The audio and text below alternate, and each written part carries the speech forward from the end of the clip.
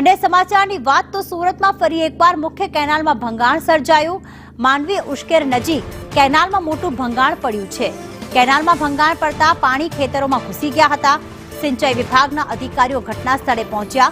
પ્રવાહ બંધ થયા બાદ પાળો બાંધવાની કામગીરી કરવામાં આવશે।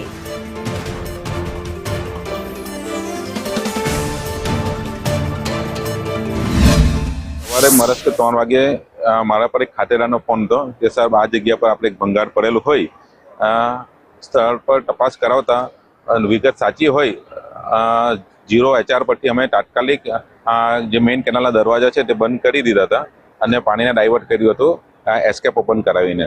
હવે આજ સ્થળ પર અત્યારે અમે બધા હાજર છે અને સ્થળનો પરિસ્થિતિ જોતા અત્યારે 7-8 કલાકની અંદર કેનાલમાં પાણી ડાઉન થવાથી યુદ્ધના ધોરણે કામગીરી ચાલુ કરવામાં આવશે ने आई थिंक कामगीरी 1 થી 2 દિવસની અંદર પૂર્ણ કરવામાં આવશે કામગીરી। આપણું પહેરું તો મારું એવું કહેવું છે કે અમને 2 મહિના છે તે આ લોકોએ નવી નહેરનું આપણે નવીકરણ માટે એ લોકોએ અમને રોટેશન આપેલું। 2 મહિના સુધી એ લોકોએ કામ કીધું તો મારું એવું કહેવું છે કે આ કામ કેવી રીતના કીધું એ લોકોએ ને આ ગાબડું પડી જવાનું કારણ શું? તો આ લોકોએ શું આ 2 મહિનાના અંદર આવું કામ કરી આ ખેડૂત લોકો નુકસાનમાં ગયા। અહીંયા ગામના અંદર ઘરો બધા ડૂબી ગયા। તો હું સાહેબને કહેવા માગું છું આપણે જે ઉકાઈના જે પાણી પુરવઠાના છે તો એવણ મારી પાસે આવે ને મારે એવણને પૂછવું છે કે ભાઈ તમે અમને કે ખેડૂતને જવાબ આપો કે ભાઈ ફૂટી જવાનું કારણ શું?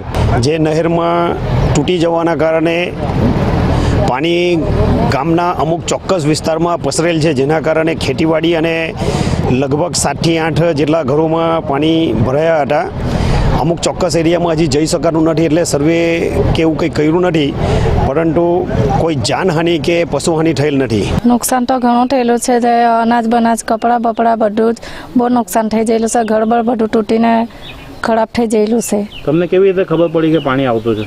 અમને હાંભે ઘરવાળા છોકરાએ ફોન કર્યો તો અમે છૂટેલા હતા તે અમને ફોન કર્યો તો ખબર પડી અમને। તો અમને ઘરનો દરવાજો ખોલ્યો તો પાણી બહુ જોરમાં હતું તો દરવાજો ખોલતા જ ઘણું પાણી આવી ગયું તો અમે પોયરા હતા બહાર નીકળી ગયા બીજાના ઘરમાં। એ અચાનક પાણી આવી ગયું, અમને ખબર નહીં હતી। અમારા છોકરાએ ફોન કરીને કંઈ લગ્નમાં ગયા હતા તે અચાનક ફોન કર્યો એ લોકોએ બાજુમાં, એ ફોન કરીને તે બાજુમાંથી છોકરો આવ્યો તેણે અમને ઉઠાડ્યા એટલે અમે જઈ ગયા એટલે તો પાણી અંદર ભરાઈ ગયેલું। અમારે બધું અડધું સામાન કાઢ્યું, અડધું બાકી રહી ગયું અંદર જ બધું અનાજ ને એવું તો બધું ખરાબ થઈ ગયું છે। કેટલું નુકસાન છે? નુકસાન તો ખાચું થઈ ગયું અમારે। ઘરોમાં પાણી ભરાઈ ગયા? તો 10 થી 12 ઘરેમાં પાણી ભરાઈ ગયા છે। સુરત જિલ્લાના ઉશ્કેર ખાતેથી પસાર થતી કાકરાપાર જમણા કાંઠા નહેરની અંદરમાં ગાબડું પડ્યું છે। આપને દ્રશ્યો બતાવવા માંગીશ। આ કાકરાપાર જમણા કાંઠા નહેર છે કે જે નહેરની અંદરમાં હાલ ગાબડું પડ્યું છે। ગાબડું પડવાના કારણે જે આજુબાજુના જે વિસ્તારના ખેતરો છે એ ખેતરોની અંદરમાં જે પાણી છે તમામ ખેતરોમાં પાણી ભરાઈ ચૂક્યા છે। આપ દ્રશ્યોની અંદરમાં જોઈ શકો છો જે રીતે ગાબડું પડ્યું છે। ગાબડાને લઈને નહેરનું જે પાણી છે એ લોકોના ખેતરોની અંદરમાં હાલ ભરાઈ ચૂક્યા છે। લોકો જે છે તે લોકોના ખેતરોમાં જે ઊભો પાક છે એ ઊભો પાક પાણીની અંદરમાં ડૂબી ચૂક્યો છે। ખાસ કરીને છેલ્લા ઘણા સમયથી આ વિસ્તારની અંદરમાં નહેરના ગાબડાઓની સિલસિલો જે છે તે યથાવત રહ્યો છે। નહેરમાં ગાબડા પડવાના કારણે હાલ પાણીનો પુરવઠો જે છે તે બંધ કરવાની ફરજ પડી છે, જેને લઈને લોકો જે છે તે હવે મુશ્કેલીમાં મુકાયા છે। ખાસ કરીને શિયાળાની શરૂઆત છે અને જે તાપ જે છે તાપને લઈને લોકોને પાણીની જરૂરિયાત હોય છે ત્યારે લોકોના ખેતરોમાં પાણી ભરાઈ ચૂક્યા છે। ઊભો પાક જે છે તે નુકસાન થવાના આરે છે ત્યારે લોકો જે છે તે હાલ મુશ્કેલીમાં મુકાયા છે। આપણી સાથે કાર્યપાલક ઇજનેર છે, નાયબ કાર્યપાલક ઇજનેર, એમની સાથે વાત કરીશું। સાહેબ, ક્યારે ગાબડું પડ્યું હતું અને કેટલું પાણી જે છે તે વેડફાયું છે?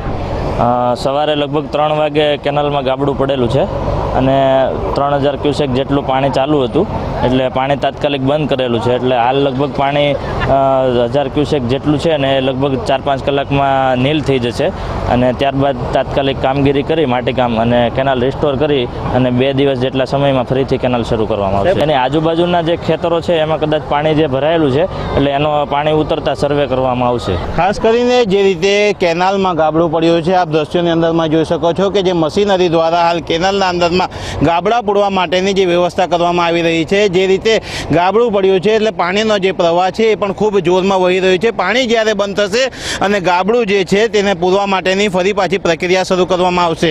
ખાસ કરીને જે રીતે જોવા દેખાઈ રહ્યું છે કે જે દ્રશ્યોની અંદરમાં કે જે ગાબડું છે ગાબડાની અંદરમાંથી પાણી જે છે તે લોકોના ખેતરોની અંદરમાં હાલ ભરાઈ ચૂક્યા છે। લોકો છે તે બેહાલ થયા છે। વહીવટી તંત્ર દ્વારા હાલ યુદ્ધના ધોરણે કામગીરી શરૂ કરવામાં આવી છે। યાસી